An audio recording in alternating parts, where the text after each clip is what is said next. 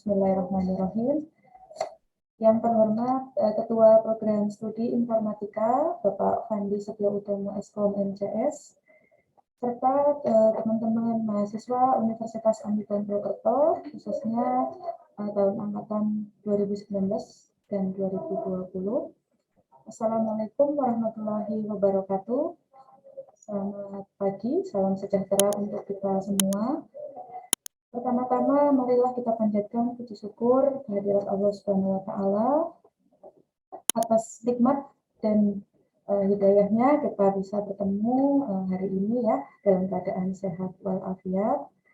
Shalawat dan salam tak lupa senantiasa kita aturkan kepada Nabi Muhammad SAW yang selalu kita nanti-nantikan syafaatnya di yaumul qiyamah. Semoga kita semua senantiasa menjadi umatnya yang mendapat syafaatnya di yaumul qiyamah.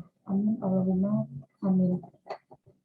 Baik, teman-teman semuanya, perkenalkan ya, saya Suliswaningsih. Ya, mungkin beberapa teman-teman mahasiswa juga sudah mengenal saya ya, yang sudah pernah diampu oleh saya selama kurang lebih 1,5 jam ke depan ya. Nanti saya akan memandu jalannya acara hari ini. Sekali lagi saya ucapkan selamat datang dalam acara sosialisasi magang dan studi independen bersertifikat atau biasa disingkat MSIP ya teman-teman tahunya. Ini untuk batch atau angkatan ketiga. Baik, sebelum acara dimulai, perkenalkan saya untuk membacakan susunan acara pada pagi hari ini. Yang pertama adalah pembukaan, yang kedua pemaparan materi MSIP batch 3, yang ketiga sharing session pengalaman dari teman-teman mahasiswa alumni MSIP ya. Kemudian yang keempat diskusi dan tanya jawab, dan yang kelima adalah sesi penutup. Supaya acara pada pagi hari ini berjalan dengan lancar dan bermanfaat untuk kita semua, marilah kita buka acara pada pagi hari ini dengan bersama-sama membaca basmalah. Bismillahirrahmanirrahim. Semoga acara hari ini diberikan kemudahan dan kelancaran. Baik, langsung saja mungkin ya untuk acara yang kedua, yaitu pemaparan materi MSIP batch 3 ya, yang akan disampaikan oleh Ketua Program Studi Informatika. Kepada beliau, Bapak Fandi Setiautomo, Eskom MCS, kami persilahkan. Bismillahirrahmanirrahim. Assalamualaikum warahmatullahi wabarakatuh. Alhamdulillah wassalatu wassalamu ala rasulillah nabiyina Muhammadin wa ala alihi wa sahbihi wa man walah wa asyhadu an la ilaha illallah wahdahu la syarikalah wa asyhadu anna Muhammadan abduhu wa rasuluh.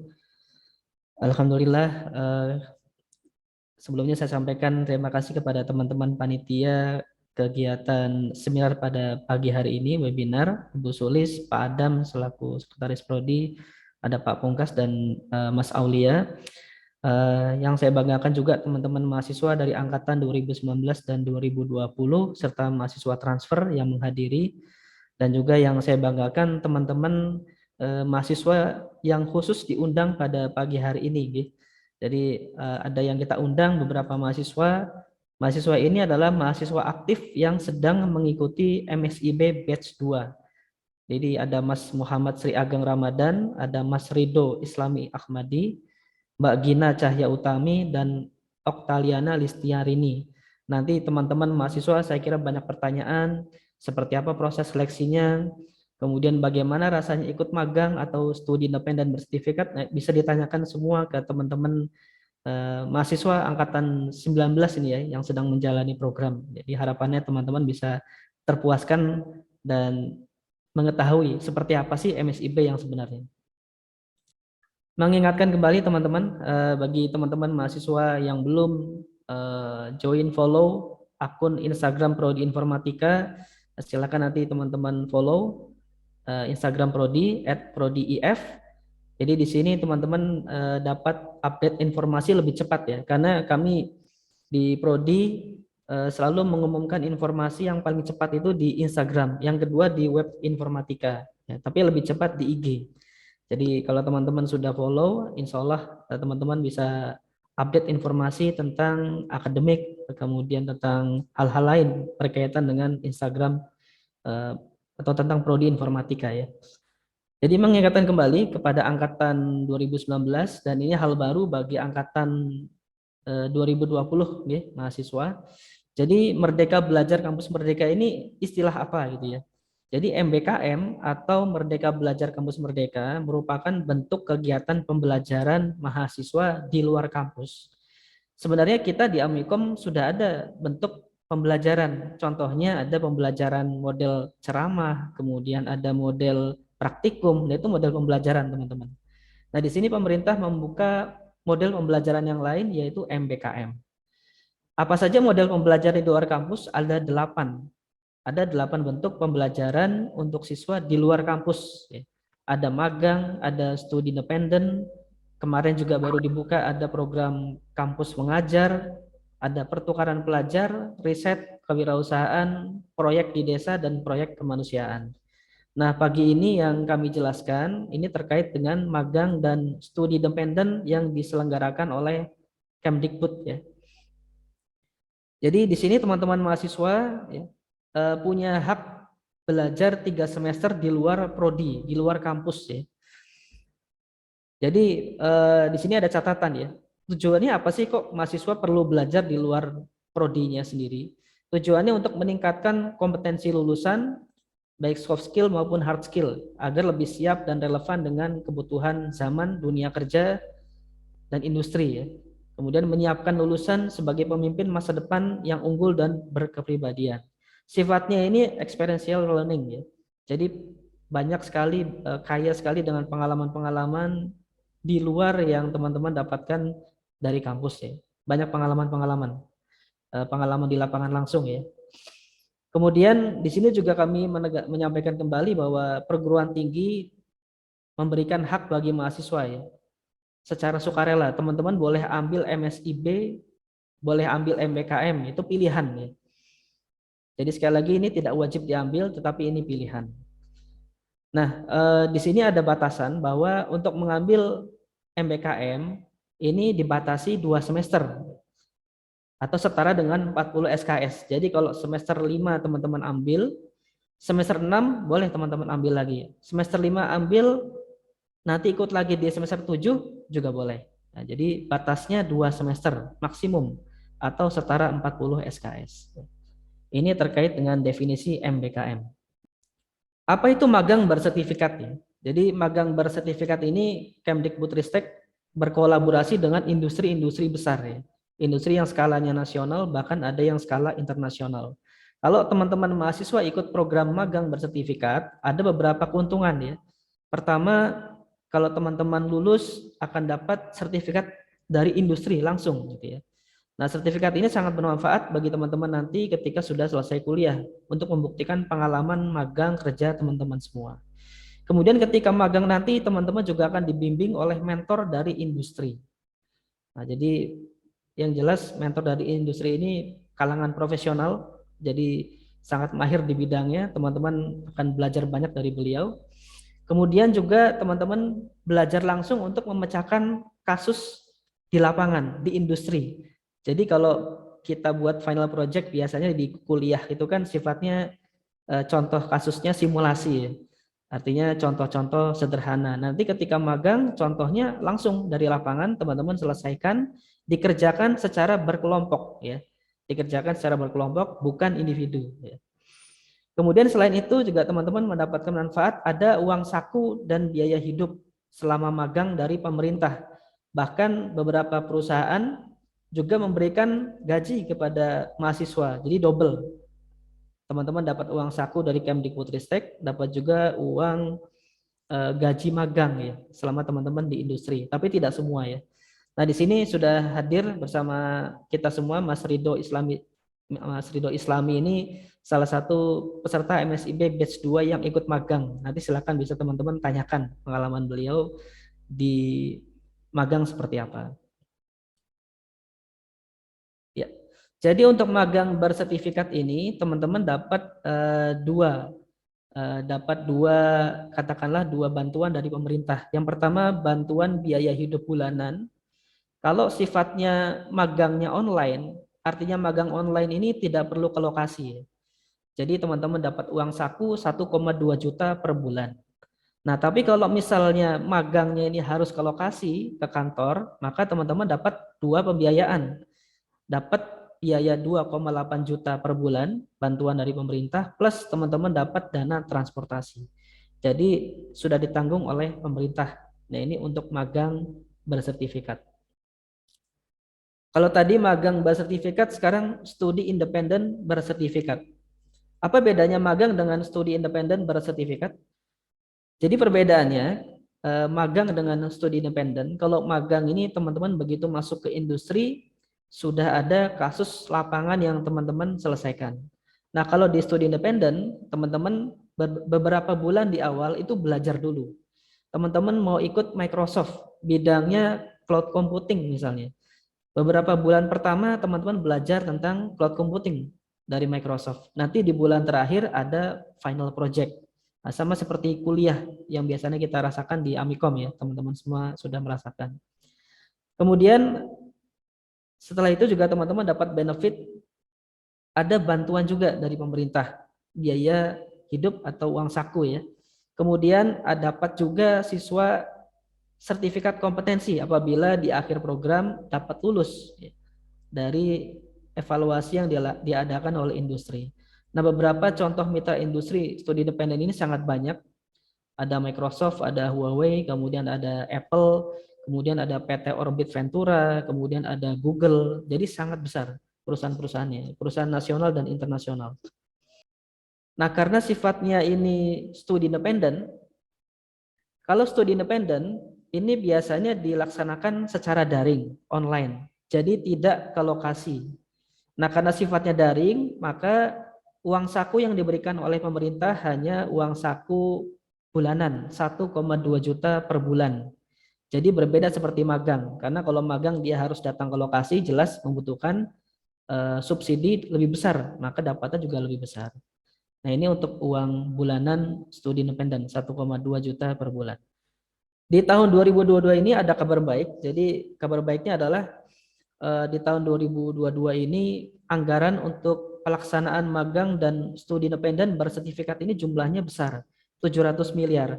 Artinya dengan dana sebesar ini pasti membuka kesempatan yang lebar kepada mahasiswa untuk bisa ikut partisipasi aktif langsung ikut di program magang dan studi independen. Jadi sayang kalau kita lewatkan, teman-teman lewatkan. Jadi ini ada kesempatan baik, kegiatannya positif, nah silakan ikuti programnya. Nah, ini sebagai gambaran teman-teman. Jadi di tahun 2021 kemarin, siswa yang bisa mengikuti MSIB batch 1 itu hanya 12.900-an orang. Nah, sekarang di tahun 2022 pemerintah membuka kesempatan yang besar hingga 50.000 mahasiswa yang bisa mengikuti program MSIB. Nah, ini sangat besar ya. Tadi anggaran 700 miliar, kemudian kuotanya 50.000 mahasiswa. Jadi sekali lagi potensi teman-teman untuk bisa diterima sangat besar. Jadi ikuti programnya.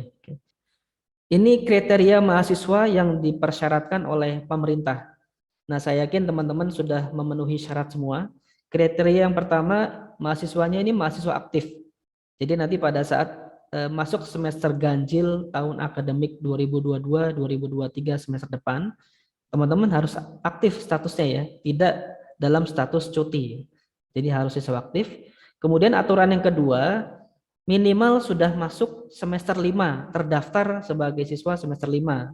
Nah, teman-teman angkatan 2020 semester depan sudah terdaftar di semester 5, bisa mengikuti program ini.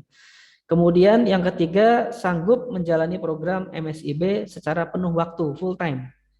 Nah, nanti juga dari kampus akan memberikan kebijakan konversi. Bagi teman-teman yang lolos program ini, teman-teman tidak perlu mengikuti tatap muka kuliah. Nah, ini kemudahan yang disediakan oleh kampus. Kemudian kriteria selanjutnya yang keempat, nanti teman-teman juga diwajibkan mengunggah yang namanya surat pernyataan tanggung jawab mutlak. Kemudian nomor 5 juga harus mengunggah surat rekomendasi mengikuti program MSIB dari pimpinan perguruan tinggi. Nanti ini akan diberikan kepada teman-teman setelah seleksi internal dijalankan. Jadi di program studi pun kami melakukan seleksi ya. Kenapa kami melakukan seleksi? Nanti akan kami jelaskan setelah slide berikutnya. Kemudian yang keenam, setelah teman-teman lulus seleksi di prodi, teman-teman juga harus lulus seleksi dari ujian yang diselenggarakan oleh mitra. Jadi mitra pun mengadakan evaluasi. Kalau teman-teman sudah dinyatakan lulus oleh prodi, ikut, kemudian dinyatakan lulus juga oleh mitra industri, teman-teman bisa ikut programnya. Nah, ini syarat tambahan khusus bagi teman-teman mahasiswa informatika ya. Yang pertama, ini terbuka bagi angkatan 19 dan 20 serta siswa transfer yang sudah menempuh minimal 80 SKS. Kemudian bidang MSIB yang dapat diambil oleh siswa IF ini sesuai dengan peminatan fokus konsentrasi bidang keilmuan informatika. Nah, di sini ada 5 fokus keilmuan, ada RPL, bidang pemrograman, multimedia, sistem cerdas, dan IoT. Jadi sekali lagi tolong nanti teman-teman ambil bidang yang sudah kami tentukan ini ya. Jadi nanti ketika pada saat proses pengajuan teman-teman ke prodi, misalnya teman-teman mau mengajukan bidang di luar 5 ini ya. Teman-teman ambil misalnya bidang marketing, penjualan. Nah, itu jelas bidang di luar informatika, ya jelas nanti akan kami tolak. Ya, jadi kami minta nanti teman-teman memilih kembali yang sesuai dengan keilmuan prodi informatika. Nah, kemarin di MSIB batch yang kedua, ini ada kejadian beberapa siswa ini mengambil di luar bidang yang sudah ditentukan oleh prodi. Akibatnya walaupun mereka sudah dinyatakan lulus oleh industri, jadi mereka sudah dinyatakan lulus ya, sudah diperkenankan untuk ikut program. Tapi karena bidangnya beda, maka kami dari prodi melakukan kontak dengan mahasiswa, kemudian kami minta untuk mundur dari program MSIB karena tidak sebidang dengan keilmuan informatika. Nah, ini sebagai gambaran teman-teman infografis mahasiswa prodi informatika sebagai peserta aktif MSIB sejak awal diluncurkan hingga di MSIB batch yang kedua kemarin. Yang berwarna biru ini program studi independen, yang berwarna agak merah jingga ini untuk program magang ya. Alhamdulillah ketika program studi independen bangkit pertama kali dibuka, hanya 5 siswa yang waktu itu lolos dan ikut partisipasi. Di tahun yang kedua, MSIB batch 1 dikeluarkan, di-launching oleh pemerintah, ada 9 yang ikut. Alhamdulillah di MSIB batch 2 makin besar. Di studi independen ada 45 siswa yang lolos seleksi. Dan alhamdulillah ada 3 mahasiswa magang yang ikut di MSIB batch 2. Nah, dilihat dari statistik ini bisa kita lihat teman-teman semua bahwa mahasiswa informatika ini bisa bersaing dengan mahasiswa-mahasiswa nasional. Ini dibuktikan dengan data. Ini datanya. Nah, teman-teman, saya yakin lebih percaya diri dan saya yakin teman-teman semua mampu untuk bersaing dengan mahasiswa-mahasiswa di tingkat nasional. Karena yang ikut MSIB ini tidak hanya kampus di area Jawa Tengah ya teman-teman, tapi semuanya UI, UGM, ITB, dan kita mampu bersaing. Alhamdulillah di MSIB batch yang kedua kemarin dari 90-an peserta ada 48 siswa yang lolos di MSIB. Harapannya di tahun ini akan lebih banyak lagi yang akan lolos ke program MSIB.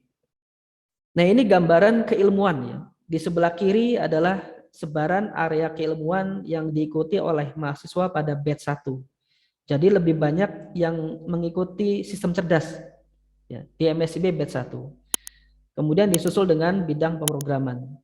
Nah, lain halnya ketika kita lihat di sebelah kanan, ini area keilmuan yang siswa pilih di MSIB batch 2. Alhamdulillah di MSIB batch 2 ada 48 siswa yang lolos. Dari 48 yang paling besar itu untuk area multimedia, ada 21 mahasiswa. Disusul dengan area yang kedua yang paling besar adalah bidang sistem cerdas. Dan yang terakhir bidang pemrograman. Artinya dilihat dari data ini, alhamdulillah untuk MSIB batch kedua ini siswa sudah memilih sesuai dengan bidang konsentrasinya. Nah, jangan lupa bahwa nanti ketika masuk semester 5, teman-teman akan memilih konsentrasi. Di informatika nanti ada 2 konsentrasi, ada multimedia animasi, kemudian ada bidang sistem cerdas. Nah, harapan kami teman-teman nanti bisa memilih bidang MSIB yang akan diambil sesuai dengan konsentrasi yang akan teman-teman ambil di semester 5 nanti. Jadi nanti pas gitu ya. Nah, ini alur pendaftaran MSIB batch 3, teman-teman. Ini untuk alur pendaftaran di tingkat program studi. Pada langkah yang pertama, bagi teman-teman yang belum punya akun Kampus Merdeka, silakan membuat akun dulu, URL-nya sudah ada.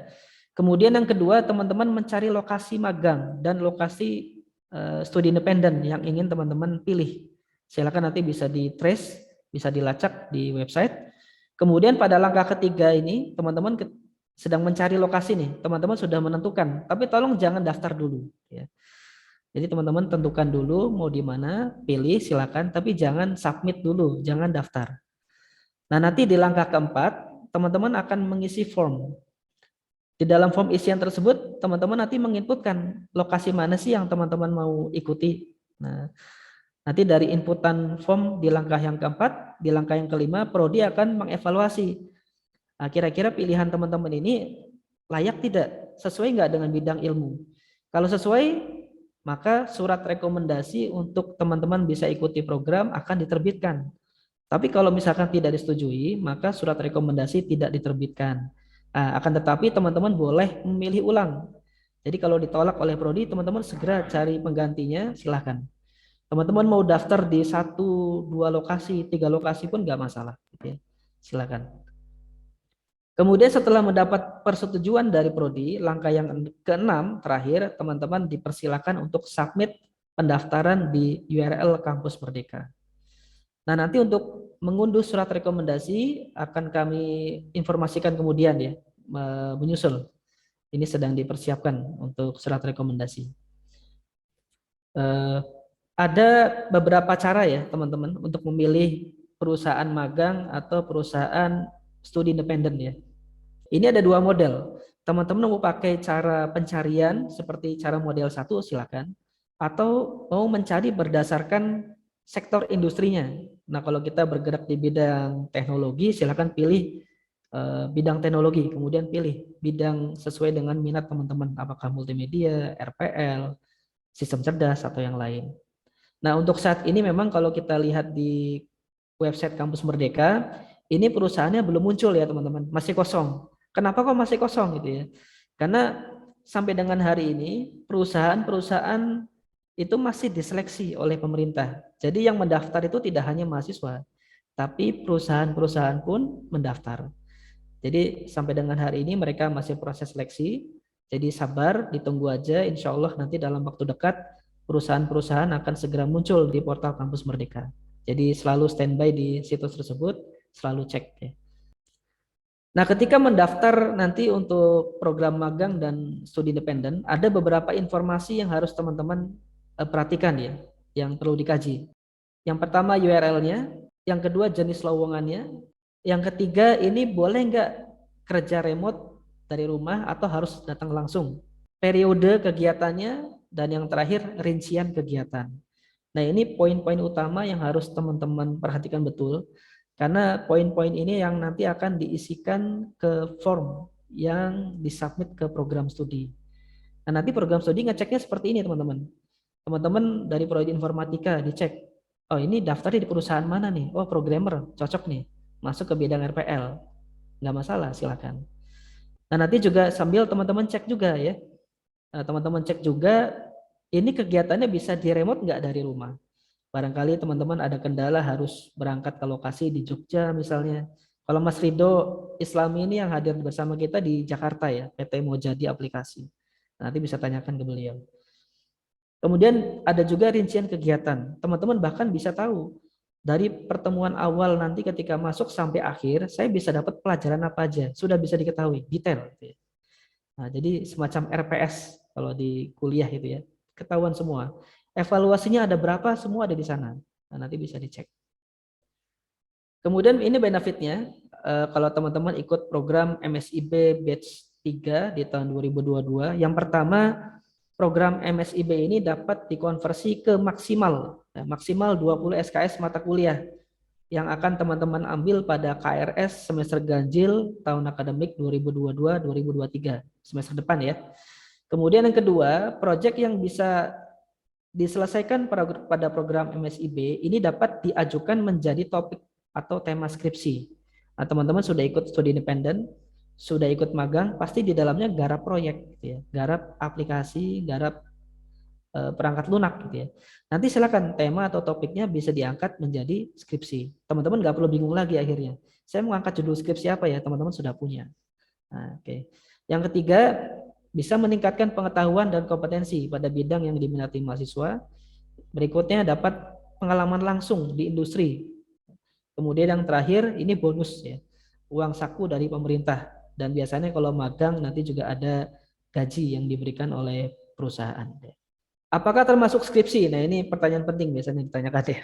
Jadi kalau di periode awal-awal MSIB itu di launching, memang MSIB batch 1 ya khususnya, memang kegiatan ini bisa langsung dikonversi ke skripsi.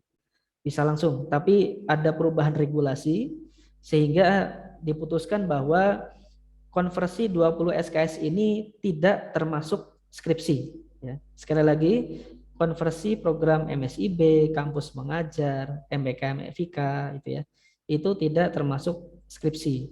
Yang bisa dikonversi hanya mata kuliah non skripsi.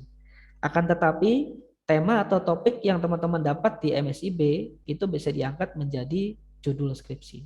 Nah, di sini ada simulasi, ada contoh konversi SKS mata kuliah. Ini berlaku untuk program kampus mengajar, MSIB, maupun nanti ke depan ada program MBKM yang dibuka oleh Fakultas FIK ya. Ada dua skenario. Yang pertama, konversi SKS bagi siswa yang belum mengambil skripsi di semester depan. Dan skenario yang kedua bagi siswa yang baru atau telah mengambil skripsi. Kita coba cek dulu yang pertama, konversi bagi siswa yang belum mengambil skripsi. Nah ini contohnya. Jadi ini mata kuliah yang teman-teman ambil di semester depan, ganjil 2223. Ada mata kuliah baru, ada mata kuliah yang mengulang. Mata kuliah yang mengulang ini contohnya jaringan komputer. Total SKS yang diambil sejumlah 20. Nah dengan skenario seperti ini, maka yang pertama, teman-teman itu tidak perlu mengikuti perkuliahan tatap muka atau daring, teman-teman fokus pada penyelesaian MBKM. Nah, jadi semua mata kuliah ini 20 SKS dari nomor 1 sampai nomor 6 teman-teman tidak perlu datang kuliah. Karena teman-teman cukup menyelesaikan program MBKM saja. Nah, ini keuntungan ya bagi teman-teman semua gitu ya. Apalagi kalau teman-teman nanti ngambil magang atau studi independen pasti fokus ke satu bidang. Teman-teman fokus Android developer misalnya. Maka satu semester itu belajar Android terus itu ya. Nah, bayangkan nanti ketika selesai program teman-teman mahir gitu ya. Karena satu semester fokus ke Android. Nah, ini konversi SKS mata kuliah bagi siswa yang baru atau telah mengambil skripsi di semester depan ya. Nah, di sini skenarionya mata kuliah yang bisa dikonversi hanya mata kuliah non skripsi. Tadi sudah saya sampaikan. Jadi yang bisa dikonversi nomor 2 sampai nomor 7 dengan total 17 SKS. Nah, mata kuliah non skripsi ini teman-teman tidak perlu hadir ya. Teman-teman selesaikan saja MBKM-nya.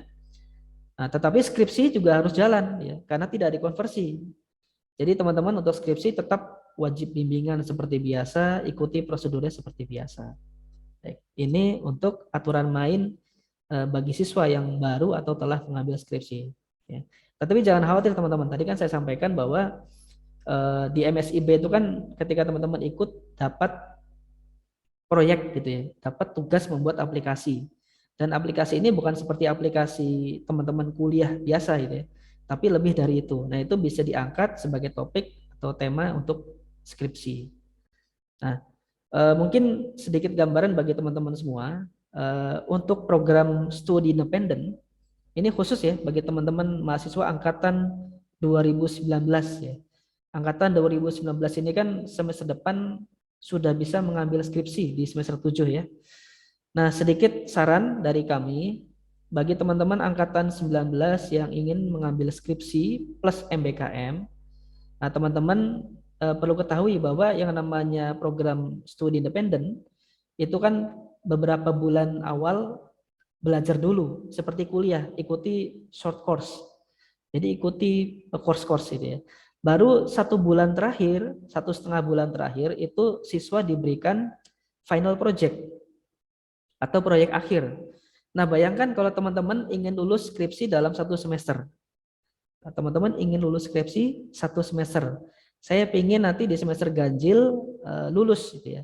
Nah, kalau misalnya teman-teman ingin lulus di semester ganjil 2022-2023, nah kami sarankan untuk mengambil program magang ya. Bukan studi independen. Kalau teman-teman ingin sekali lagi skripsinya selesai dalam 1 semester. Nah, karena tadi yang namanya studi independen dikeluarkan final project-nya itu 1 bulan atau 2 bulan terakhir. Jelas itu akan buru-buru teman-teman. Teman-teman menyelesaikan final project, menyelesaikan capstone project, plus harus menyelesaikan laporan skripsi. Nah itu berat. Jadi kami sarankan untuk ikut magang. Nah sekarang kalau magang, nanti teman-teman bisa tanyakan juga ke Mas Ridho Islami ya, pengalaman beliau di PT Mojadi Aplikasi. Ketika masuk magang itu pasti sudah dapat job ya. Nah, job ini bisa teman-teman angkat sebagai topik atau tema skripsi. Nah, ini kisi-kisi atau saran yang kami berikan dari Prodi ya. Mudah-mudahan bisa membantu teman-teman angkatan 19 yang ingin menjalani skripsi dan MBKM. Berikutnya, ini link pendaftaran untuk submit ke program studi, silakan nanti bisa diakses. Kemudian jangan lupa untuk follow IG Magang Merdeka dan IG Kampus Merdeka RI, karena di sini selalu update informasinya. Perusahaan-perusahaan mana yang sudah siap membuka lowongan, di sini sudah bisa dipantau. Jadi selalu follow 2 IG ini ya, teman-teman semua. Nah, ini ada pertanyaan-pertanyaan yang sering ditanyakan ya. Oke, pertanyaan yang pertama, apakah bisa mahasiswa mendaftarkan diri di lebih dari 1 perusahaan magang atau studi independen? Boleh, jawabannya itu ya. Silakan. Karena kami juga mengetahui ya teman-teman ya di Prodi bahwa pinginnya kita kan keterima gitu ya, pinginnya diterima. Oleh karena itu, kalau bisa kita kasih umpan itu lebih dari 1 ya, 2, 3, 4 silakan gitu ya. Karena kita tidak tahu mana yang nanti teman-teman akan terima atau lolos seleksi. Silakan lebih dari 1 nggak masalah. Kemudian kalau diterima MSIB, apakah siswa tetap bayar SPP? Tetap gitu ya. Nah, ini yang dikonversi adalah mata kuliahnya ya, bukan konversi SPP. Jadi teman-teman wajib juga tetap membayar SPP utuh gitu ya, utuh seperti biasa. Oke. Kemudian boleh nggak sih, saya sudah daftar kampus pengajar kemarin, saya mau daftar MSIB, boleh, silakan. Jadi dalam 1 semester ini teman-teman boleh mendaftar lebih dari 1 program. Nah tinggal nanti kalau misalkan diterima gimana dua-duanya, pilih salah satu ya. Pilih salah satu, mau yang kampus mengajar atau MSIB, pilih salah satu. Tidak bisa menjalani dua-duanya, karena nanti akan memakan waktu, menyita waktu ya. Oke. Nah ini kalau teman-teman ingin tahu lebih detail, teknis terkait dengan MSIB, teman-teman bisa akses situs ini, silakan. Di sana sudah ada panduan dari awal sampai akhir dan saya kira sudah cukup jelas memberikan bantuan kepada teman-teman mahasiswa untuk daftar di MSIB ya. Oke. Baik, dari saya selaku Pengelola Prodi Informatika saya cukup. Nanti mungkin bisa dilanjutkan dengan teman-teman yang diundang sebagai narasumber ya. Monggo saya kembalikan lagi waktunya ke Bu Sulis. Terima kasih. Baik, terima kasih Pak Fandi. Demikian teman-teman pemaparan materi tentang MSIB batch 3 ya. Ternyata sangat menarik sekali ya. Jadi jangan bingung-bingung ya teman-teman mau pilih yang mana. Tadi penjelasannya sudah cukup jelas ya. Kemudian tadi saya lihat juga beberapa peserta ini banyak dari bimbingan akademik saya gitu ya, atau bahkan dari beberapa kelas yang saya ampu juga ya di kelas PPL. Nah, nanti mungkin ini bisa jadi info menarik ya buat teman-teman untuk lebih memantapkan mau pilih MSIB magang atau yang studi independen gitu ya. Nah, ini kebetulan sudah ada pertanyaan yang masuk. Nah, namun sebelum kita ke pertanyaan ya, sebelumnya kita akan mendengarkan dulu nih sharing session pengalaman dari teman-teman mahasiswa ya. Ada 4 mahasiswa nih. Yang pertama siapa dulu ya? Nah, nanti saya kasih kesempatan masing-masing mahasiswa untuk sharing ya, untuk menyampaikan pengalamannya selama mengikuti magang maupun studi independen, kurang lebih 10 menit ya. Nanti secara bergiliran akan saya panggil satu-satu ya. Namun sebelumnya saya akan mengingatkan juga untuk teman-teman yang sudah hadir, jangan lupa untuk presensi ya. Untuk linknya sudah ada di kolom chat ya, link presensinya. Jangan lupa untuk presensi juga ya. Baik, langsung ke sesi sharing session. Untuk yang pertama, silahkan Mas Muhammad Sri Ageng Ramadan. Terima kasih Bu Sulis. Sebelumnya, Assalamualaikum warahmatullahi wabarakatuh.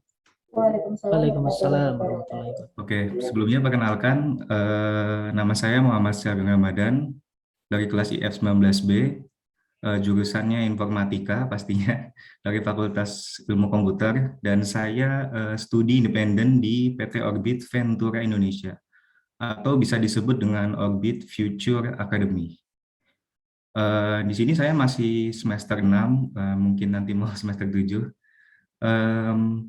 Di sini akan saya sharing mungkin sedikit tentang pengalaman saya belajar di PT Orbit Ventura Indonesia, di mana waktu itu pada pembelajaran itu pastinya berbeda ya dengan yang diajarkan di Amikom. Jadi di Amikom itu kalau misalnya kita semester baru, kita memilih mungkin 4 atau 7 mata kuliah. Nah, di Orbit ini, waktu saya lihat rinciannya itu, kita hanya bisa, kita mendapatkan 1 mata kuliah saja, tetapi atau pembelajarannya itu lebih detail. Nah, dan itu menjurus pada 1 program saja.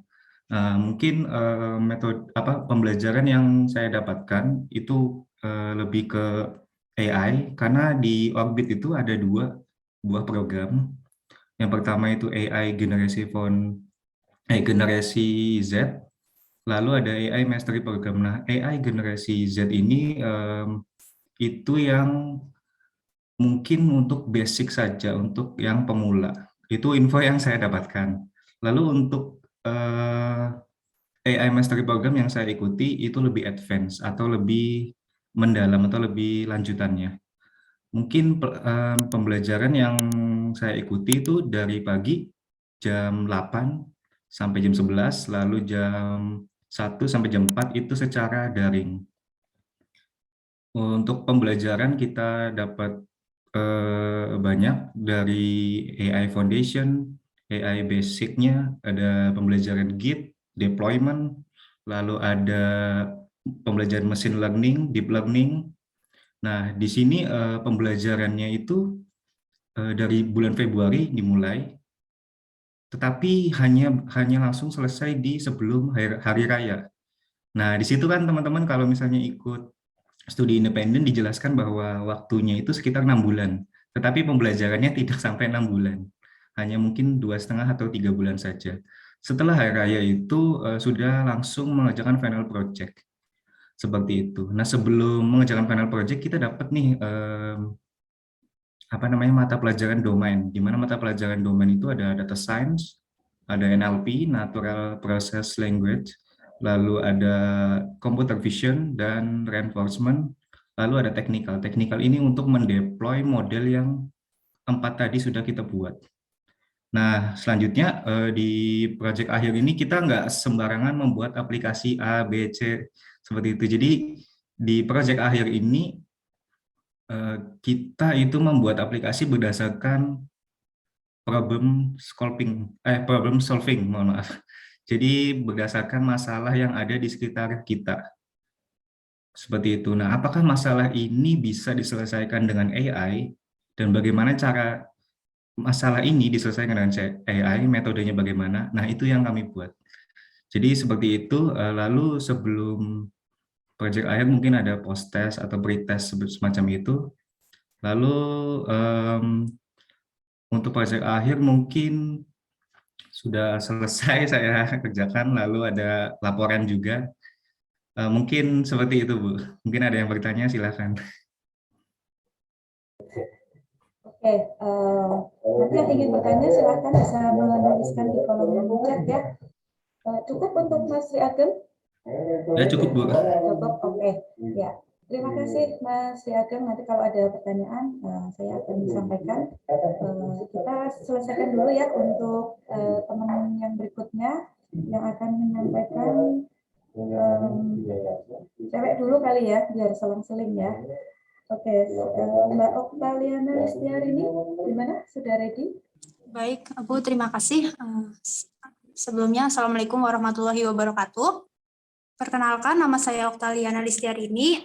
Di sini saya saat ini sedang mengikuti studi independen di PT Dwi Iti Putra, atau biasa disebut MaEdusoft ya. Selama belajar di sini, tentunya pengalaman yang saya dapat itu sangat berbeda dari dunia perkuliahan biasa ya, atau di perkuliahan di kampus gitu kan. Di studi independen ini saya lebih difokuskan pada satu bidang, yaitu visual design, di mana saya saat ini mempelajari software ada Adobe Photoshop, Illustrator, dan InDesign. Tentunya di sini saya juga mendapatkan pembelajaran langsung dari mentor-mentor yang sudah berpengalaman di bidangnya, di mana saya di sini juga difokuskan atau kayak pembelajarannya itu kayak benar-benar langsung terjun nantinya ke dunia pekerjaan desain itu kayak apa, gimana, itu saya benar-benar diberikan gambaran-gambarannya ya.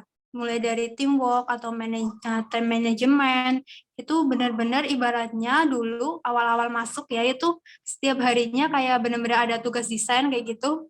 Terus awal-awal sih sedikit kaget ya teman-teman, tapi lama-kelamaan itu kayak ngasah pikiran kita agar lebih kreatif gitu, dan lama-lama terbiasa. Nah, di samping saya mempelajari tentang atau membuat desain dan lain-lain, saya juga di sini mendapatkan banyak materi-materi pendukung desain.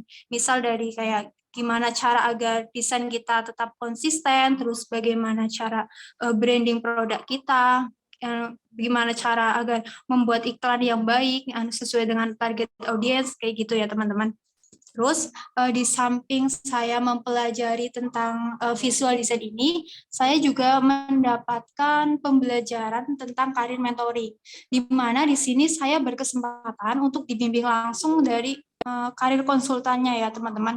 Jadi misal nanti kita ke depannya mau jadi apa, karir kita gimana, misal ada kesulitan-kesulitan apa, kita langsung bisa konsultasi sama karir konsultannya langsung. Nah, untuk benefit yang saya dapatkan di sini, selain relasi yang luas dan ilmu-ilmu yang tentunya bermanfaat ya teman-teman, di sini saya pada awal pembelajaran itu kan pertama Photoshop ya teman-teman. 1,5 bulan setelah belajar Adobe Photoshop, saya ikut sertifikat internasional. Nah, alhamdulillah itu saya lulus sertifikat internasional Photoshop. Nah, terus kemarin 1 bulan yang lalu, 1 bulan lagi itu sertifikasi tentang Illustrator, Adobe Illustrator. Dan saya sudah menyelesaikan sertifikasi Adobe Illustrator juga. Nah, sekarang saya sudah berbekal 2 sertifikat internasional. Nah, satunya lagi itu kayak misal udah dapat 2 sertifikat itu nanti dapat 1 sertifikat tambahan, yaitu kayak Adobe Professional Vision Design kayak gitu teman-teman. Nah, untuk minggu depan insya Allah saya juga mau sertifikasi di Adobe InDesign. Jadi keluar dari studi independen ini, terutama di MaEdusoft ya teman-teman, itu dapat berbekal 4 sertifikat internasional. Dan itu menurut saya kesempatan emas sih teman-teman. Mungkin itu ya sharing pengalaman yang dapat saya sampaikan selama mengikuti studi independen ini. Terima kasih. Baik, terima kasih juga buat Mbak Oktaliana. Pengalamannya sangat menarik ya. Nah, ini semoga bisa memotivasi teman-teman juga ya. Oke, nanti yang ingin bertanya mungkin ditujukan ke Pak Fandi atau ke Mas Sri Ageng atau Mbak Oktaliana ya, atau Mas Rido atau Mbak Gina, nanti bisa bertanya secara langsung atau di kolom chat ya, dituliskan pertanyaannya ditujukan ke siapa gitu. Nanti kami arahkan langsung ke yang berhak menjawab gitu. Baik, selanjutnya Gina Cahya Utami. Baik, terima kasih untuk Ibu dan Bapak dan teman-teman. Assalamualaikum warahmatullahi wabarakatuh.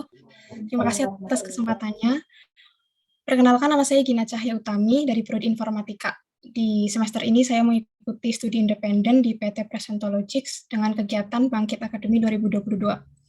Di sini saya akan menceritakan sharing pengalaman saya di Bangkit.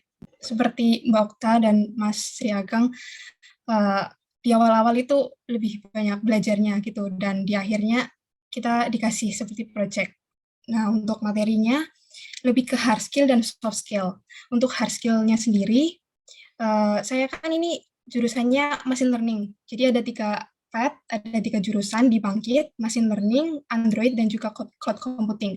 Untuk saya sendiri machine learning ini hard skill-nya atau materinya itu diajarkan di Coursera, di platform Coursera. Kalau untuk Android itu di decoding, untuk cloud computing itu Coursera, GetCP, dan di decoding. Gitu. Jadi untuk full materinya itu dari Coursera. Nah, setelah kita belajar di Coursera mengenai machine learning, setiap 2 minggu sekali akan diadakan seperti pembelajaran bersama mentor-mentor untuk membahas dari materi Coursera tersebut. Nah, selain hard skill tersebut, ada materi soft skill seperti time management, personal branding, intinya persiapan untuk berkarir gitulah. Dari mentor-mentor juga, dari expertise, dosen-dosen, kemarin juga ada Pak Sandika Galih untuk masuk ke kelas cloud computing.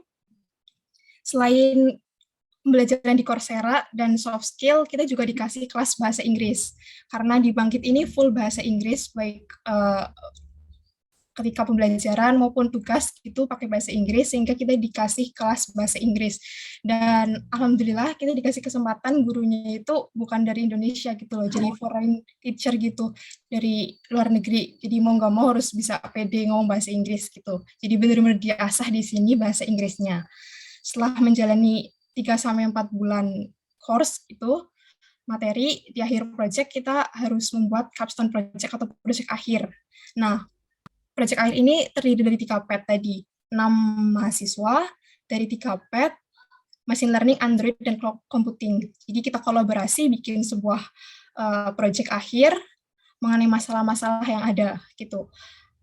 Yang pertama pilihannya boleh membuat produk itu, ada juga yang seperti untuk memecahkan masalah untuk company gitu. Misalkan di Tokopedia akan ada project ini, nanti anak-anak Bangkit, peserta Bangkit itu disuruh untuk membuat proyeknya, menyelesaikan masalahnya gitu. Kemudian setelah proyek akhir berakhir, kita akan mendapatkan sebuah kesempatan untuk mengikuti Google International Certification. Kalau untuk machine learning sendiri dari TensorFlow International Certification, untuk Android sendiri dari Google, begitu pula dengan cloud computing dari Google juga. Kemudian kalau misalkan peserta Bangkit dinyatakan lulus, kita dapat kesempatan mengikuti job fair, dan itu khusus untuk alumni Bangkit gitu. Mungkin seperti itu, Ibu. Terima kasih. Oke, baik. Terima kasih Mbak Gina Cahya Utami. Ya, selanjutnya kita masih punya satu mahasiswa lagi ya yang ingin berbagi pengalamannya selama menjalani program MSIP ini. Silahkan untuk Mas Ridho Islami. Baik, perkenalkan, nama saya Ridho Islami Ahmadi. Saya merupakan mahasiswa informatika angkatan 19. Nah, di sini saya mengikuti program magang MSIP dari program Kemendikbud di PT Mojadi Aplikasi Indonesia, yaitu sebuah platform pertama dan terlengkap di Indonesia dengan pendekatan psikologi dengan kapabilitas expert yang memudahkan kamu dalam menentukan jurusan untuk mencapai cita-cita. Nah, untuk jabatan saya di Mojadi App ini yaitu sebagai editor untuk video sharing expert. Terus untuk alasan saya mengikuti magang ini, yaitu yang pertama karena untuk mengembangkan skill, membangun networking, pengalaman kerja. Dan yang saya rasakan untuk mengikuti program magang ini yaitu bagaimana saya mengetahui tentang tata cara menghubungi atasan, berkomunikasi dengan rekan kerja, etika kerja, sama tim, dan sebagainya yang saya ikuti selama magang. Lalu untuk petunjuk teknisnya di tempat magang saya yaitu seperti ini. Saya datang ke tempat expert atau narasumber seperti dari CEO, kementerian, dan founder dari sebuah perusahaan. Contoh kemarin saya datang ke tempat CEO House.com, House yaitu sebuah produk minuman yang tentunya bagi teman-teman tahu semuanya lah, House, minuman House. Nah, dari situ saya mendapatkan ilmu tentang bagaimana cara membuat startup tentang minuman haus tersebut dan mendapatkan motivasinya. Lalu setelah syuting, saya melakukan tata cara editing, yaitu dengan cara menggabungkan dalam video, tambahkan seperti teks, dan sebagainya. Lalu untuk hal yang saya dapatkan dari program magang ini yaitu sebuah bekal setelah lulus, kemudian untuk menambah pengalaman, memperluas jaringan, kesempatan direkrut, dan untuk memperkaya CV. Mungkin bagi teman-teman yang ingin mengikuti program magang ini, ada beberapa tips ya dari pengalaman saya sendiri, yaitu siapkan dulu mental kalian, karena magang ini berbeda dengan ketika pembelajaran ya di kelas gitu, karena sudah pure seperti kerja di dunia nyata gitu. Contoh hal-hal yang perlu disiapkan dari pengalaman saya, yang pertama yaitu menyiapkan seperti sertifikat dulu, yaitu sebanyak 5 untuk di tempat mau jadi app, boleh dari sertifikat tentang organisasi, pengalaman magang, dan sebagainya, dan juga ada satu yaitu sertifikat pendukung kayak gitu. Lalu yang terpenting sebelum kalian mengikuti magang yaitu pastikan membuat CV tentang pribadi kalian gitu, seperti nama, pengalaman, pendidikan, dan sebagainya gitu. Mungkin dari saya seperti itu, Ibu. Terima kasih.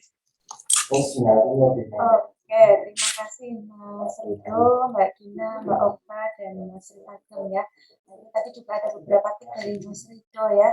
Nah, yang perlu digarisbawahi adalah bahwa magang ini berbeda ya dengan kegiatan teman-teman di dalam kelas misalnya.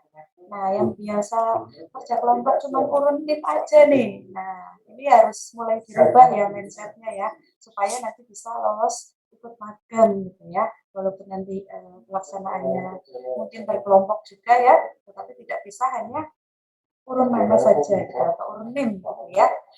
Oke, terima kasih buat teman-teman mahasiswa dari alumni MSIP angkatan kedua ya, menarik sekali pengalamannya. Semoga bisa menjadi gambaran ya buat teman-teman angkatan 19 dan 20 yang akan mengambil program ini untuk angkatan yang berbeda. Baik, kita langsung ke acara berikutnya ya, yaitu sesi diskusi dan tanya jawab. Baik, untuk tanya jawab teman-teman bisa menuliskan di kolom chat ya, atau bisa bertanya langsung dengan cara raise hand terlebih dahulu ya. Di situ ada fitur raise hand, silahkan diklik, nanti kami akan memberikan kesempatan ya sesuai urutannya. Dan satu lagi saya ingatkan sekali lagi untuk teman-teman jangan lupa presensi ya. Link presensinya sudah ada di kolom chat ya, sudah dibagikan oleh adminnya. Oke, saya akan membacakan pertanyaan yang pertama nih dari Mas Krisna Triwibowo. Pertanyaannya adalah, bagi mahasiswa yang sudah pernah mengikuti MSIP di batch 2, nah ini saya kurang paham ya, Mas Krisna pernah ikutnya magang atau studi independen, kemudian akan mengikuti lagi MSIP batch 3, apakah syarat seperti surat rekomendasi atau pengajuan lainnya yang berasal dari kampus ini perlu diperbarui lagi, perlu mengajukan ulang atau cukup diperbarui? Monggo, silahkan mungkin Pak Fandi yang bisa menjawab. Baik, terima kasih Mbak Sulis. Saya coba menjawab pertanyaan Mas Krisna Triwibowo. Jadi teman-teman yang sudah ikut batch 2 memang sudah punya kelengkapan administrasi pada saat itu ya. Nah, nanti untuk MSIB batch ketiga, teman-teman juga harus menggunakan dokumen-dokumen yang terbaru. Ya. Ada surat pernyataan, SPTJM ya, kemudian ada juga surat rekomendasi dari kampus. Itu semua menggunakan versi yang terbaru. Nah, tidak menggunakan lagi versi yang terdahulu. Begitu Mas Krisna. Oke, itu jawabannya ya Mas Krisna. Semoga bisa diterima dengan jelas. Dan yang lainnya juga ya, semoga pertanyaan yang sama bisa dijawab. Kemudian yang berikutnya sebelum saya ke pertanyaan tertulis, Mungkin saya ke pertanyaan live dulu ya dari Mbak Rosama. Silakan Mbak, aktifkan mikrofonnya. Baik, terima kasih Bu. Saya ingin bertanya, tadi kan Mas Rido bilang suruh membuat CV untuk pendaftaran. Nah, kalau boleh kasih tips buat CV yang bagus itu, yang menarik itu seperti apa yang bisa menarik mitra ini bisa melihat CV kita dengan, wah ini tuh lebih unggul gitu. Terus selain CV, adakah berkas-berkas penting lainnya yang misalnya harus kita siapin agar lebih mendapatkan peluang untuk lolosnya? Seperti itu. Terima kasih. Oke, ya ini mungkin untuk Mas Rido, silakan kasih tanggapannya nih dari pertanyaan dari Mbak Rosana. Ada nggak tips-tipsnya? Atau mungkin nanti boleh menghubungi Mas Rido atau bagaimana ya cara untuk membuat CV yang menarik dan bagus gitu ya supaya dilirik ya oleh mitra. Silakan Mas Rido. Baik Bu, suara saya terdengar Bu? Oke. Untuk dari saya, sarannya yang pertama desain ya untuk pembuatan CV-nya, yang kedua sisipkan tentang kontak referensi tentang diri kalian, bisa tentang Facebook, Instagram, email, Twitter. Nah, tadi saya sedikit lupa menyampaikan bahwasanya di platform Kampus Merdeka itu diwajibkan harus mempunyai sosial media, ya gitu seperti Instagram, Facebook, maupun Twitter, seperti itu.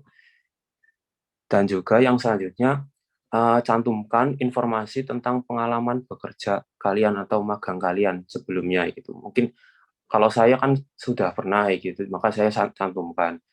Boleh juga pengalaman tentang organisasi. Nah, untuk yang selanjutnya, nah yang terpenting ini kemampuan berbahasa asing kalian boleh sangat dicantumkan.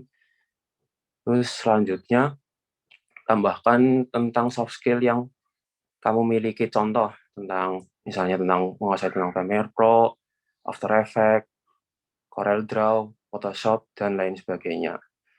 Kemudian tadi suka dukanya ya Bu.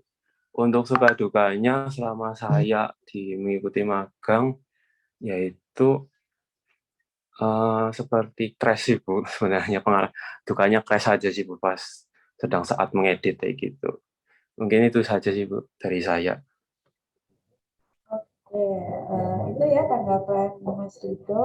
Untuk Mbak Rosana mungkin bisa dijadikan sebagai acuan ya dalam pembuatan CV dan juga ada beberapa suka dukanya ya.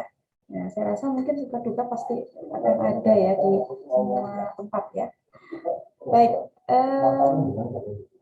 pertanyaan berikutnya dari Mas Taufik Arianto.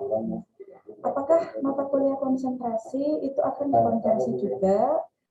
Bagaimana jika mata kuliah konsentrasi yang diambil ini tidak sesuai dengan bidang magangnya? Nah, gimana Pak Fandi? Baik, saya coba menjawab pertanyaan dari Mas Taufik Arianto. Ini ada dua pertanyaan tadi ya. Yang pertama terkait dengan mata kuliah konsentrasi, apakah ikut dikonversi? Nah, di slide PowerPoint yang tadi saya paparkan, itu saya menggunakan contoh satu mata kuliah konsentrasi di bidang sistem cerdas, namanya fisik komputer. Nah, untuk mata kuliah konsentrasi itu pun akan ikut dikonversi. Jadi jangan khawatir gitu ya.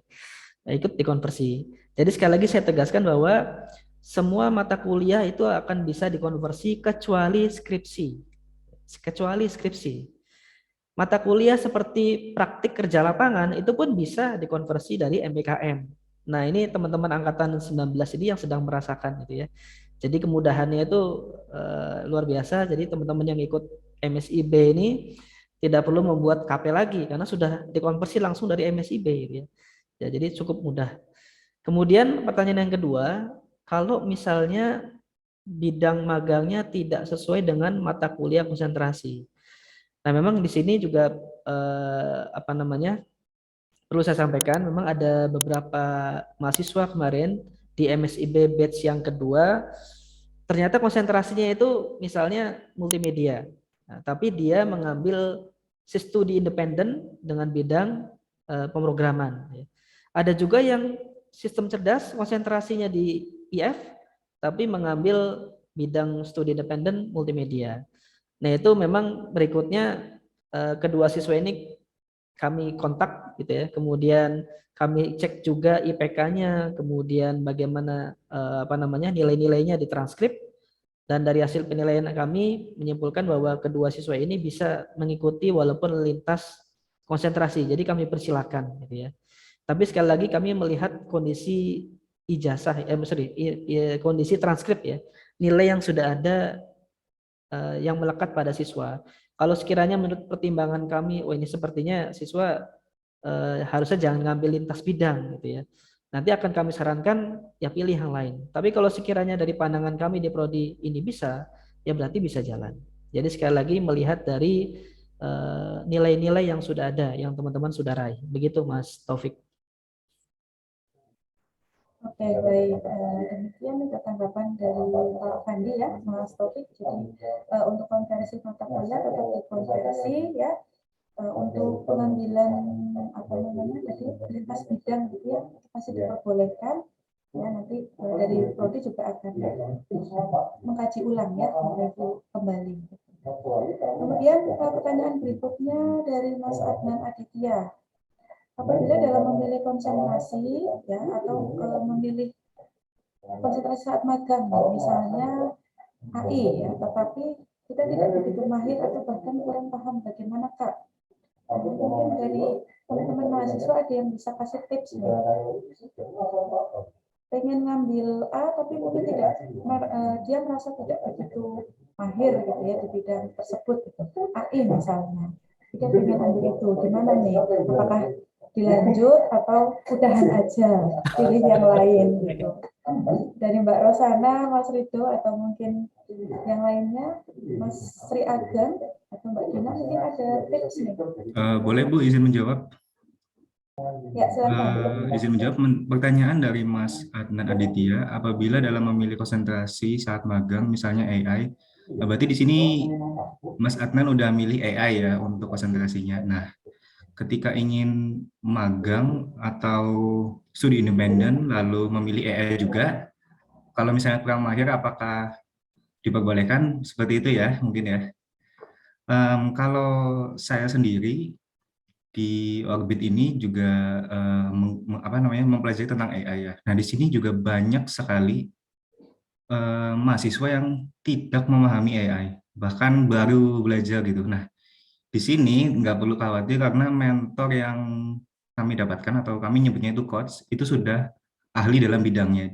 Jadi nanti diajarkan dari awal, dari basic sampai ke domainnya. Nanti ada domain data science, ada domain NLP, computer vision, dan lain-lain.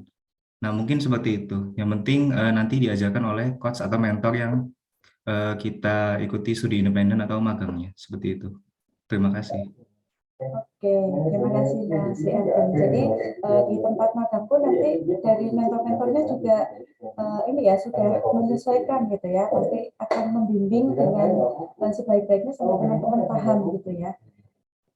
Nah, begitu Mas Adnan, nah mungkin semoga ini bisa menjawab tadi ya kegalauan ya, bisa antara lanjut atau udahan gitu ya. Atau teman-teman lain yang merasa terwakili dengan pertanyaan ini, semoga bisa menjawab ya. Oke, pertanyaan selanjutnya masih ada nih dari Mas Fadil Rehan. Ini pertanyaannya ditujukan ke Mas Rido ya. Nah, dia ingin mengetahui ya bagaimana tentang capaian pekerjaan, kemudian sistem seleksi pada magang, dan penugasan termasuk pengerjaan final project-nya itu seperti apa. Nah, mungkin prosesnya atau tekniknya bagaimana, mungkin Mas Rido silakan. Baik Bu, izin menjawab dari Mas Fadil ya. Untuk proses pengerjaannya jadi seperti ini. Ketika saya sudah diterima, lolos, dan memasuki hari pertama magang, yaitu saya melakukan orientasi terlebih dahulu dari mentor dan teman-teman yang lainnya. Contoh untuk orientasi yang saya alami untuk divisi multimedia ini, jadi dibekali dengan guideline. Jadi untuk saya editor ada guideline-nya, contoh seperti bagaimana cara color grade-nya, bagaimana cara menambahkan background, dan sebagainya. Tentu ada guideline-nya. Nah, untuk selanjutnya, untuk proses pengeditannya tersebut ada jadwalnya tersendiri. Contoh, pada minggu ini kita akan sharing expert dari kementerian ataupun dari CEO, itu ada terjadwal tersusun. Untuk pengerjaannya sendiri dari saya, yang penting sebelum project di selanjutnya di minggu ke depan itu harus susah selesai. Seperti itu. Nah, untuk project akhirnya sendiri dari saya ada 2. Yang pertama ada video testimoni pada tanggal 28 besok, jadi otomatis saya ke Jakarta. Dan untuk selanjutnya ada video book, kayak gitu, video book. Jadi tentang bagaimana cara menggunakan Premiere Pro, OBS, dan sebagainya. Itu contohnya. Seperti itu dari Mas Fadil. Oke, terima kasih Mas Rido. Jadi tetap dituntun ya, di sana ada deadline-nya juga, tidak istilahnya tidak dibiarkan teman-teman harus mikir sendiri dari awal gitu ya. Jadi jangan khawatir, ini menarik sekali ya buat teman-teman, selain dapat ilmunya juga dapat pengalamannya ya. Oke, terima kasih Mas Rido. Untuk pertanyaan berikutnya dari Mas Ganang Rizky Saputro. Ini terkait konversi kerja praktek atau tugas praktek. Nah, ini apakah kalau jika sudah dikonversi, berarti ini tidak perlu membuat laporan KP atau seperti apa, Pak Mandi? Baik, izin menjawab pertanyaan dari Mas Ganang Rizky Saputro ya. Apakah kalau sudah kalau konversi KP ini perlu buat laporan KP atau enggak? Nah, ini barusan tadi pagi saya juga ada pertanyaan dari mahasiswa MSIB, peserta MSIB batch 2 menanyakan, karena angkatan 19 ini kan posisi semester 6 sedang mengambil mata kuliah PKL atau KP. Jadi kalau teman-teman sudah mengikuti program MBKM, entah itu kampus mengajar, kemudian MSIB gitu ya, teman-teman tidak perlu membuat laporan khusus KP versi Amikom. Teman-teman nanti kan akan diberikan instruksi pada saat akhir program MSIB itu untuk membuat laporan akhir. Laporan akhir MSIB namanya. Nah, laporan akhir MSIB ini nanti teman-teman bisa gunakan untuk laporan KP di Amikom. Jadi satu laporan untuk 2 institusi. Ada untuk institusi panitia MSIB-nya, satu lagi untuk Amikom. Nah, itu jadi sangat memudahkan mahasiswa. Harapannya dengan kemudahan ini teman-teman bisa lebih semangat lagi untuk bisa mengikuti program MSIB khususnya. Begitu Mbak Sulis. Iya, baik. Terima kasih Pak Fandi. Itu ya Mas Ganang, semoga bisa menjawab pertanyaannya. Tidak perlu bikin laporan versi Universitas Amikom Purwokerto ya. Jadi nanti laporannya disesuaikan dengan laporan SIB-nya. Kemudian masih ada pertanyaan lagi ini dari Mas Taufik lagi. Ini ke prodi lagi nih Pak Fandi. Kira-kira mahasiswa yang di ACC untuk magang itu mahasiswa yang seperti apa sih Pak? Monggo Pak Fandi. Baik, tadi sudah saya sampaikan di slide dengan jelas. Jadi intinya mahasiswa angkatan 19, angkatan 20, dan mahasiswa transfer yang sudah minimal menempuh 80 SKS gitu ya. Kemudian dia juga harus mahasiswa aktif di semester depan, jangan pada saat semester depan status siswa sedang cuti gitu ya. Jadi harus siswa aktif. Nah, kemudian kami juga ini yang paling utama itu mengecek ajuan teman-teman. Nanti kan teman-teman mengisi formulir online ya, Google Form. Di dalam Google Form itu ada isian apa nama industrinya, kemudian nanti mengisi link lokasi mitra industri. Nah, dari situ kami akan cek kira-kira sesuai enggak dengan bidangnya teman-teman di informatika. Beberapa siswa sudah diterima oleh mitra, tetapi bidang yang diambil ini di luar informatika. Waktu itu bidang IRM, Enterprise Resource Planning Management ya. Itu kan bidang SI, sistem informasi. Jadi waktu itu kami tolak, kami minta untuk mundur dari program studi independen. Jadi harus sesuai dengan bidang informatika. Kenapa sih harus sesuai dengan informatika? Kan teman-teman nanti akan menemui yang namanya skripsi. Skripsi ini tugas akhir. Nah, ketika tugas akhir nanti harapannya teman-teman itu membuat tugas yang sesuai dengan rumpun ilmu informatika yang sudah teman-teman pelajari. Nah, jangan sampai mempelajari informatika, tapi nanti ketika skripsi misalnya membuat bidang lain, IRP, IRM, itu bidang SI. Begitu penjelasan dari saya, Bu Sulis. Oke, baik. Terima kasih Pak Fandi. Demikian itu tadi jawaban dari pertanyaannya Mas Taufik Arianto ya.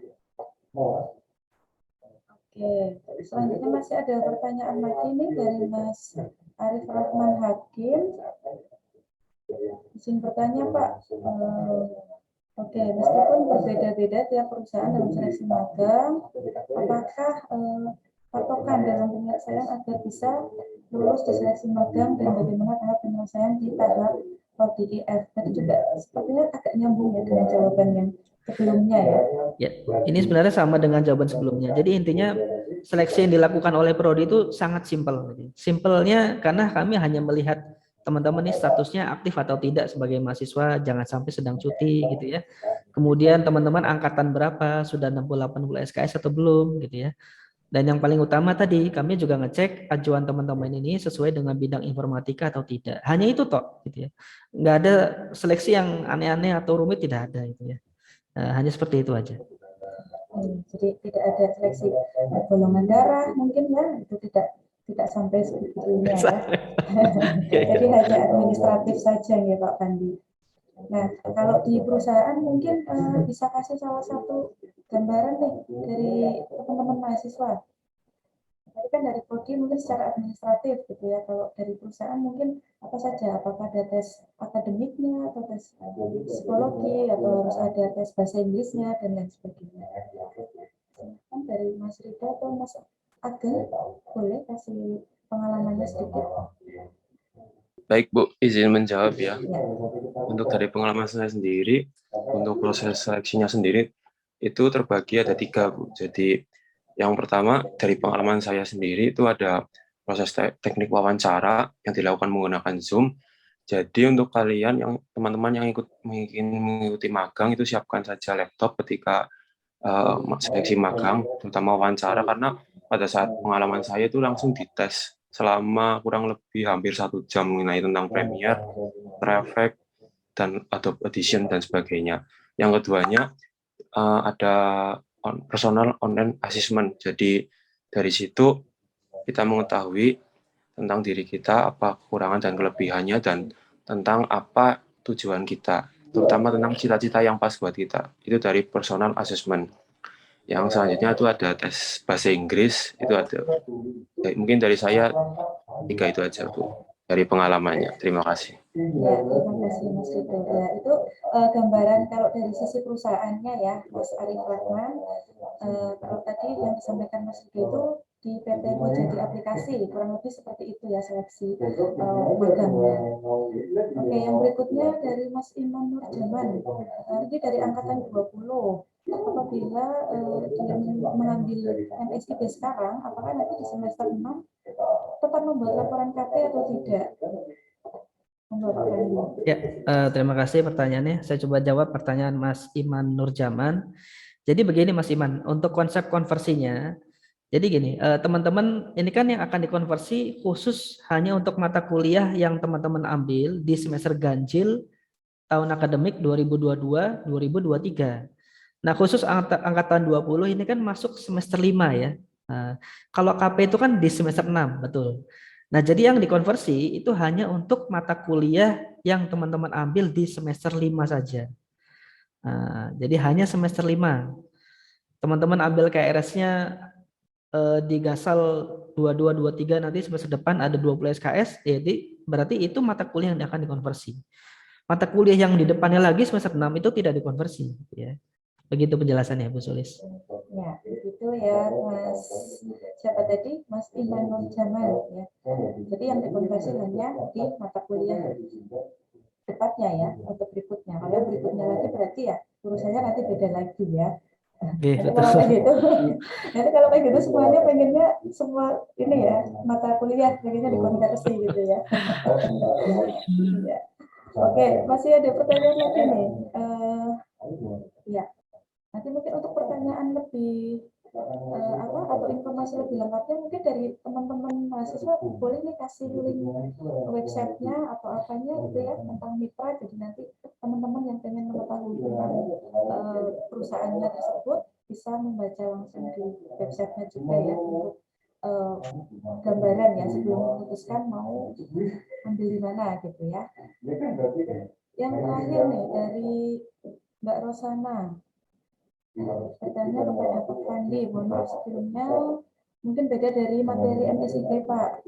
Kalau mengikuti KM4 atau kampus mengajar angkatan 4 dan ada proyeknya, apakah bisa diajukan jadi skripsi juga? Ini di luar topik MSIP Pak Fandi, gimana Pak? Ya, ini juga kebetulan kan Mbak Sulis juga ini ya pembimbing KM4 ya, Mbak Sulis. Betul ya. Jadi begini, Mbak Rosana ya, kalau misalnya program KM4 Mbak lolos seleksi, ikut programnya.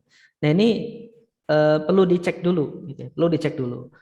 Kalau Mbak ikut program KM4, ada nggak teknologi yang diterapkan ke sekolah? Misalnya ada media pembelajaran yang dibuat, kemudian diterapkan ke sekolah, itu bisa diangkat jadi skripsi.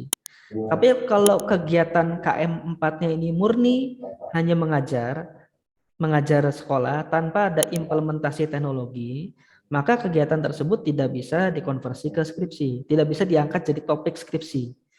Jadi syarat jadi topik skripsi tadi harus ada sentuhan teknologinya di sekolah. Apa yang Mbak Rosana ini sudah buat teknologinya untuk sekolah. Nah, seperti itu. Ya, jadi saya mungkin sedikit kasih tambahan ya, karena kebetulan sudah pernah terlibat di DPL juga. Jadi Mbak Rosana untuk kampus mengajar ini sebenarnya lebih kental dengan nuansa pengabdian masyarakatnya gitu ya. Jadi kalau untuk proyek sejauh yang sudah pernah saya bimbing ya, terlibat di KM itu jarang sekali yang menghasilkan suatu proyek ya atau sentuhan teknologi yang memang dihasilkan oleh mahasiswa. Jadi kebanyakannya memang lebih kental ke pengabdian gitu ya, seperti membantu mengajar, kemudian adaptasi teknologi untuk gurunya ya, kemudian satu lagi untuk membantu administrasi di sekolah tersebut gitu. Jadi nanti tinggal dilihat lagi ketika lolos di KM4, kalau memang seperti yang disampaikan oleh Pak Fandi tadi ada sentuhan teknologinya, mungkin bisa gitu ya Pak Fandi. Ya, ini ada pertanyaan pamungkas nih dari Mas Taufik Arianto. Apakah ada maksimal kuota mahasiswa Pak untuk program magang dan studi independen? Ya, jadi untuk Mas Taufik lagi pertanyaannya. Jadi di prodi ini kami tidak membatasi teman-teman ya. Silakan teman-teman mau melamar semua pun nggak masalah gitu ya. Silakan dicoba programnya.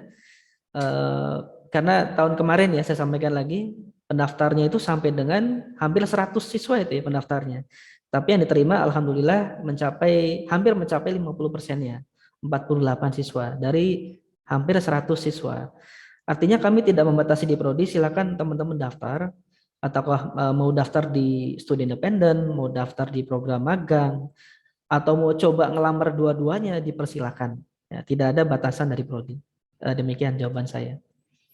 Iya, jadi tidak ada batasannya ya. Jadi silakan teman-teman langsung action saja ya, langsung action daftar aja dulu ya. Perkara diterima atau enggaknya ya urusan belakang gitu ya. Diterima syukur, ditolak sudah biasa gitu ya. Tapi jangan putus asa, masih banyak program-program yang lainnya gitu ya teman-teman. Oke, mungkin untuk sesi tanya jawab saya cukupkan ya. Mungkin untuk pertanyaan yang mungkin belum tersampaikan atau yang lainnya nanti bisa ditanyakan melalui pembimbing akademiknya boleh, atau mungkin bisa bertanya langsung ke teman-teman tadi ya. Ada Mbak Gina, ada Mbak Okta, Mas Rido, dan juga Mas Ageng ya. Nanti bisa bertanya langsung ke teman-teman tersebut. Itu terima kasih teman-teman yang sudah bertanya ya. Jadi ikut memeriahkan acara pada pagi hari ini. Sedikit tambahan ya Bu Sulis. Ya, silakan Bapak Fandi. Baik, saya izin terakhir sebelum acara ditutup ingin menyampaikan beberapa hal. Yang pertama, MSIB ini adalah program pembelajaran ya teman-teman ya. Jadi jangan dilupakan MSIB adalah salah satu program pembelajaran. Yang namanya belajar itu dari yang tidak tahu jadi tahu. Nah, jadi jangan salah kaprah atau jangan salah sangka, ibaratnya MSIB ini hanya merekrut siswa-siswa yang sudah mahir, handal, atau misalkan kompeten, tidak. Yang namanya pembelajaran pasti dari yang awalnya tidak tahu jadi tahu, yang awalnya belum terlalu mahir jadi mahir. Dari yang awalnya memang sudah bagus jadi tambah bagus. Itu yang namanya pembelajaran. Kemudian yang kedua, teman-teman bisa lihat tadi teman-teman mahasiswa seperti Mas Rido, Mbak Gina, dan teman-teman yang lain itu sudah dapat pengalaman banyak dari MSIB, baik dari program magang ataupun studi independen. Dan teman-teman dengar ceritanya semua sangat jauh berbeda seperti perkuliahan biasa ya. Bahkan sudah ada yang dapat sertifikasi internasional hampir 4 kali gitu ya. Padahal di Amikom aja kita buka hanya 1 kali. Itu si Mbak siapa ya tadi saya lupa, Mbak maaf lupanya agak lupa tadi. Itu Mbak Oktaliana ya. Itu sudah hampir 4 kali dapat sertifikasi internasional. Jadi silakan dicoba program MSIB ini kesempatan baik untuk menggali potensi yang ada di dalam diri teman-teman semua. Dari saya cukup, Bu Sulis. Terima kasih. Baik, terima kasih Pak Fandi. Setuju banget ya apa yang disampaikan oleh Pak Fandi tadi. Ini justru jadi kesempatan teman-teman ya untuk bisa tidak hanya belajar di dalam ruangan saja ya, tetapi bisa lebih tahu ya implementasinya di lapangan itu seperti apa gitu ya. Jadi tidak hanya hard skill, tapi soft skill juga teman-teman dapat ya. Jadi bisa dilihat ya dari teman-teman yang sudah berbagi pengalamannya, dari cara ngomongnya aja mereka sudah berbeda ya, sudah lebih pede gitu ya, karena ya pengalamannya sudah bertambah gitu, jadi pede gitu ngomongnya ya. Jadi teman-teman, saya harap ini bisa jadi motivasi yang baik ya, khususnya untuk pimpinan akademiknya Bu Sulis. Ayo daftar semuanya ya, ditunggu ya gitu. Ya, terima kasih. Saya ingatkan sekali lagi, jangan lupa untuk presensi. Jangan lupa ya, untuk presensi, linknya. Nanti untuk yang di kelasnya Bu Sulis, saya share ulang untuk link presensinya di grup. Ya, untuk yang lainnya yang belum, segera presensi sebelum acara ini berakhir. Baik, dengan berakhirnya sesi tanya jawab tadi, maka berakhir pula seluruh rangkaian ya pada siang hari ini. Alhamdulillah materinya sangat berbobot ya, tadi juga apa yang disampaikan oleh teman-teman mahasiswa juga sangat-sangat bermanfaat dan banyak memberikan insight baru ya buat kita semua. Baik, dari Bu Sulis mungkin cukup sekian, dan dari panitia juga mengucapkan terima kasih serta mohon maaf apabila ada kekurangan. Dari kami cukup sekian. Saya akhiri. Billahi taufiq wal hidayah. Wassalamualaikum warahmatullahi wabarakatuh. Waalaikumsalam warahmatullahi Waalaikumsalam warahmatullahi wabarakatuh. wabarakatuh. Terima kasih teman-teman semua. Sukses ya.